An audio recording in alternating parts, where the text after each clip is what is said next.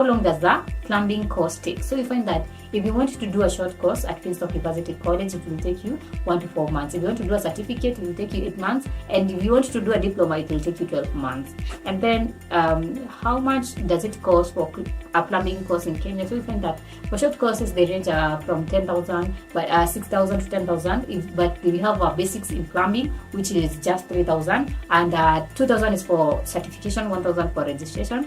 For certificate, diplomas, the prices, they do vary, and you can check the prices at Finstock Evarsity website.